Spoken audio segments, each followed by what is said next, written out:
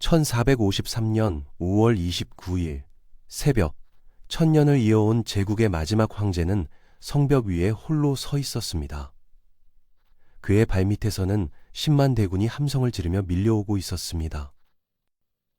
콘스탄티노플, 로마 제국의 마지막 보루. 난공불락의 성벽으로 둘러싸인 이 도시는 수많은 침략자들을 물리쳐왔습니다. 하지만 이날 역사상 가장 극적인 전환점이 찾아오고 있었습니다. 이야기는 그보다 54일 전으로 거슬러 올라갑니다. 1453년 4월 6일 21살의 젊은 술탄 메흐메드 2세가 이끄는 오스만 제국의 대군이 콘스탄티노플을 완전히 포위했습니다. 육지와 바다, 모든 방향에서 포위망이 조여들었습니다.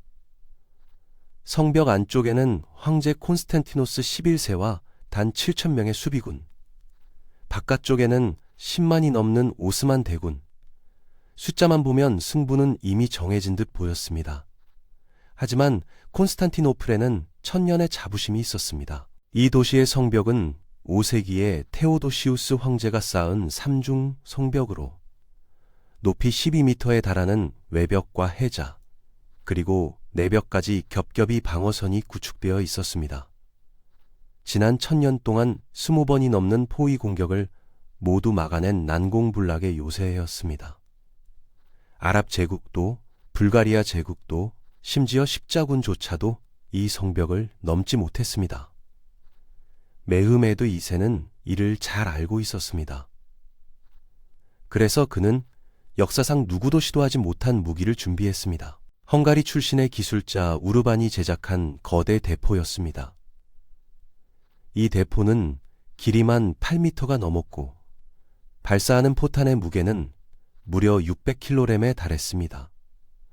대포를 옮기는 데만 황소 60마리와 인부 200명이 필요했습니다. 중세의 성벽은 이런 화력을 상정하고 만들어지지 않았습니다. 포격이 시작되었습니다. 하루에도 수백 발의 포탄이 성벽을 강타했습니다. 천년을 버틴 성벽이 조금씩 무너내렸습니다. 하지만 비잔티움의 수비군은 포기하지 않았습니다. 밤마다 무너진 성벽을 나무와 돌로 메웠습니다. 제노바 출신의 용병대장 조반니 주스티니아니는 뛰어난 전술로 오스만군의 공격을 번번이 막아냈습니다. 그리스 화약을 이용한 화공무기는 성벽에 접근하는 적군을 불태웠습니다. 메흐메드는 다른 방법을 시도했습니다. 금강만은 비잔티움이 설치한 거대한 쇠사슬로 막혀 있었습니다. 오스만 함대는 이 방어선을 뚫을 수 없었습니다. 그러자 술탄은 놀라운 결정을 내렸습니다. 배를 산 너머로 옮기겠다는 것이었습니다. 4월 22일 새벽, 믿기 힘든 광경이 펼쳐졌습니다. 70척이 넘는 전함들이 나무 궤도 위를 미끄러지며 산을 넘어 금강만 안쪽으로 들어왔습니다. 비잔티움의 수비군은 경악했습니다. 안전하다고 믿었던 북쪽 성벽마저 위협받게 된 것입니다. 시간이 흐를수록 상황은 악화되었습니다. 오스만군은 성벽 아래로 땅굴을 파기 시작했습니다. 비잔티움 측에서는 스코틀랜드 출신의 기술자 그랜트가 이를 감지하고 역땅굴을 파서 막았습니다. 지상과 지하, 바다와 육지, 모든 전선에서 치열한 공방전이 벌어졌습니다. 하지만 7,000명의 수비군은 한계에 다다르고 있었습니다. 식량도 화약도 무엇보다 병사들의 체력이 바닥나고 있었습니다. 5월 중순 구원군을 기다리던 비잔티움의 절망적인 소식이 전해졌습니다. 에게해를 수색한 정찰선이 돌아왔지만 서방의 원군은 보이지 않았습니다. 교황청도 베네치아도 제노바도 실질적인 군대를 보내지 않았습니다. 천년 제국은 홀로 싸워야 했습니다. 콘스탄티노스 황제는 성벽을 돌며 병사들을 격려했습니다. 그는 더 이상 제국의 황제가 아니라 마지막까지 도시를 지키려는 한 명의 전사였습니다. 메흐메드 2세는 최후의 총공격을 준비했습니다.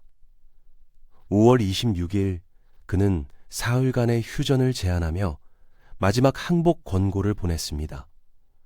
도시를 포기하면 황제와 시민들의 안전을 보장하겠다고 했습니다. 하지만 콘스탄티노스는 거부했습니다. 천년제국의 수도를 포기할 수는 없었습니다. 5월 28일 밤, 도시 전체가 마지막 기도에 잠겼습니다. 성 소피아 대성당에서는 천년 만에 처음으로 가톨릭과 정교회 신자들이 함께 미사를 드렸습니다. 종파의 차이도, 정치적 갈등도 모두 잊은 채 하나 되어 기도했습니다. 5월 29일 새벽 1시 30분, 북소리가 울려 퍼졌습니다. 총공격이 시작된 것입니다. 먼저 바시바주크라 불리는 비정규군이 물밀듯 밀려왔습니다. 이들은 조직적인 전투력은 없었지만 수비군의 화살과 화약을 소진시키는 역할을 했습니다. 2시간 동안 이어진 첫 번째 공격은 막대한 희생을 내고 물러났습니다. 잠시 숨을 돌릴 틈도 없이 아나톨리아 정규군의 두 번째 공격이 시작되었습니다. 수비군은 극한의 피로 속에서도 필사적으로 싸웠습니다. 새벽 4시 술탄의 친위대인 예니체리가 투입되었습니다. 이들은 오스만 제국 최정예 부대였습니다. 거대한 방패로 몸을 보호하며 차근차근 성벽에 접근했습니다. 이때 운명의 순간이 찾아왔습니다. 수비군의 핵심이었던 주스티니아니가 총탄에 맞아 중상을 입은 것입니다. 그는 치료를 위해 전선을 이탈했고 이를 본 제노바 용병들이 동요하기 시작했습니다. 바로 그때였습니다.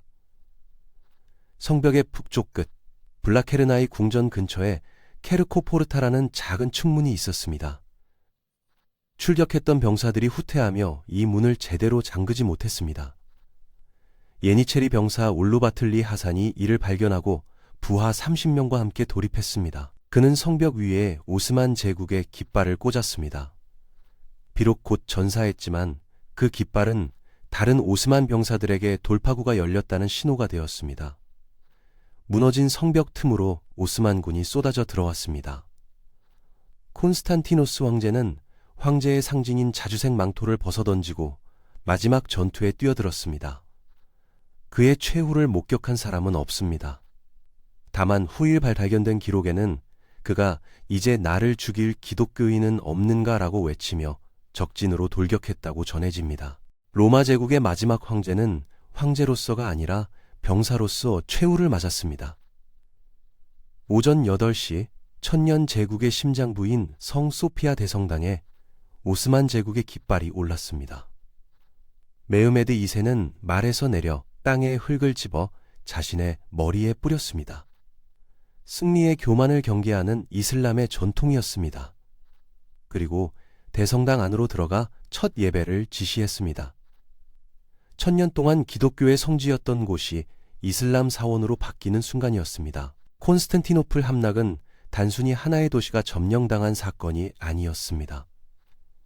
476년 서로마 제국이 멸망한 후에도 천년을 이어온 로마 제국의 정통성이 완전히 끊긴 순간이었습니다. 고대부터 이어진 헬레니즘 문명의 마지막 보루가 사라진 것입니다. 하지만 역사는 여기서 끝나지 않았습니다. 콘스탄티노플에서 탈출한 학자들은 고대 그리스와 로마의 문헌들을 서유럽으로 가져갔습니다. 이들이 전한 지식은 이탈리아 르네상스의 불씨가 되었습니다. 비잔티움의 멸망은 중세의 종말이자 근대의 시작을 알리는 신호탄이었습니다. 동방 무역로가 차단되면서 유럽인들은 새로운 항로를 찾아야 했고 이는 대항해 시대로 이어졌습니다. 콜럼버스가 신대륙을 발견한 것도 바스코 다가마가 인도로 가는 항로를 개척한 것도 모두 콘스탄티노플 함락의 간접적 결과였습니다. 역사는 종종 6일간의 최후 공방전에 주목합니다. 하지만 진정한 질문은 이것입니다. 어떻게 천년 제국이 단 54일 만에 무너질 수 있었을까? 답은 성벽밖에 아니라 안쪽에 있었습니다. 비잔티움 제국은 오래전부터 내부에서 무너지고 있었습니다. 끊임없는 내전과 왕위 다툼, 종교적 분열, 경제적 쇠퇴. 1204년 제4차 십자군이 콘스탄티노플을 약탈하면서 제국은 회복 불가능한 타격을 입었습니다. 1453년의 비잔티움은 겉모습만 제국이었을 뿐 실제로는 텅 빈 껍데기였습니다. 반면 오스만 제국은 떠오르는 신성이었습니다. 새로운 기술을 받아들이고 능력 있는 인재를 등용하며 다양한 민족과 종교를 아우르는 실용적 통치를 했습니다. 메흐메드 2세는 단순한 정복자가 아니라 뛰어난 전략가이자 문화를 이해하는 통치자였습니다. 그는 콘스탄티노플을 파괴하지 않고 새로운 제국의 수도로 만들었습니다. 이스탄불이라는 이름으로 이 도시는 다시 한번 문명의 중심지가 되었습니다.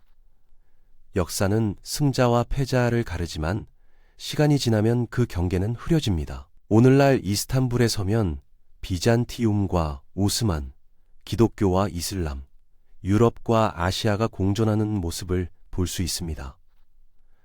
성 소피아는 박물관을 거쳐 다시 모스크가 되었지만 내부의 비잔티움 모자이크는 여전히 남아 있습니다.